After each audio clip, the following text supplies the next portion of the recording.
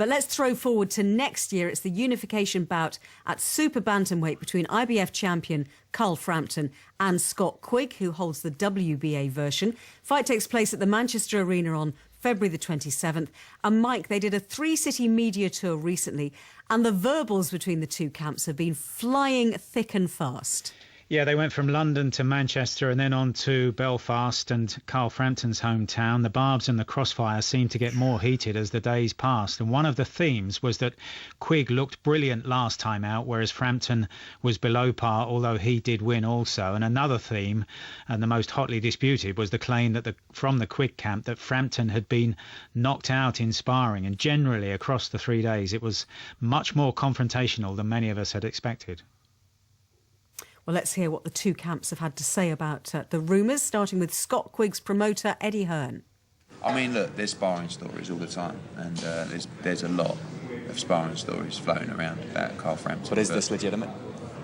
Yeah, I mean, it's... Again, I'm not going to break this news because it's like Jim's what goes in, but it will come out, but it's been confirmed to me by about 4 or 5 different sources. I don't know what they're talking about. Sparring is sparring. If they want to start talking about sparring, there's plenty of stories I've heard, hearsay, who knows if they're true or not. But if that's where they have to dig, then let them work away. But you can say categorically you haven't been knocked out in sparring? No, absolutely not. Well, that was... Absolutely not. Sorry, Carl. That was Carl Frampton, and Eddie Hearn was speaking before that. Mike, even if Carl Frampton was knocked out during sparring, does it really matter? Well, in one sense, it depends how heavily and who did the knocking out. But if it did happen, he's got plenty of time to rebuild his confidence. Look, the likes of Ali and Sugar Ray Leonard right at the very top of the game have had bad experiences, much closer to big fights, and they've come through them. The best accept it, look, as an occupational hazard. As long as it's used as a stimulant and as long as it's used as a learning process and that they tighten up afterwards, it can have little effect. Yes, glorious rumours, invention, facts and some lies. Remember, that's how we do our business, Ellie. Fighters get clipped and go over, and there's a difference between being knocked spark out and being clipped. And I've got to say, Mike and I between us have got far too many years in boxing gyms. Actually, guys being knocked out cold in sparring, I've got to tell you, I've only ever seen it once. In about, well, I hate to say, but probably about 43 years of being inside gyms. Once I've seen it out so cold. True.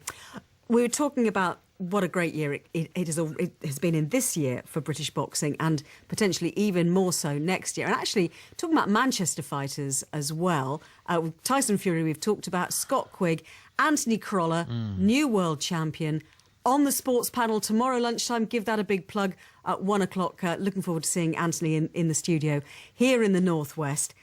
There is something very special in the water at the moment, isn't there?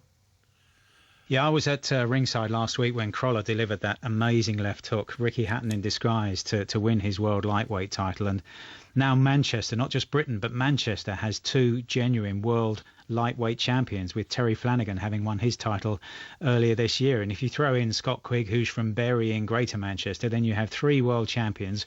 All 3 of them, by the way, have spoken really passionately about being in that same Manchester arena a decade and more ago on the big nights when it was packed to capacity watching Ricky Hatton, and how they were inspired by Ricky Hatton. And there's that legacy now. You could talk maybe in boxing of generations being 10 years apart, and here they're all in their sort of mid to late 20s, so they were mid to late teens 10 years ago, all watching Ricky Hatton, all dreaming of one day topping the bill here in this arena where they were maybe 3 rows from the roof at that time. And what a legacy Ricky Hatton's left, and there may be more to come. Listen, when I was born in Bury, which I was, it was in Lancashire, as my family would always tell you. But what about Bolton's Amir Khan, Steve? Well, Bolton's Amir Khan, we're hearing Bob Arum, the veteran promoter. In fact, we shouldn't even say the veteran promoter. He's got to that stage now where he is just like the promoter. We don't even describe him.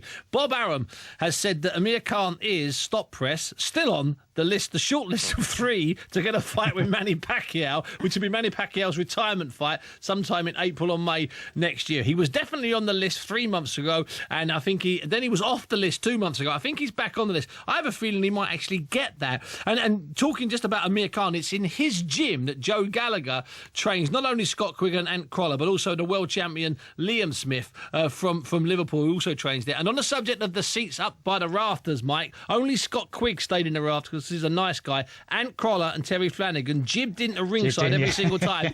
Flanagan got so close, he managed to nick the towel a couple of times that had Ricky's blood on it. That's the truth.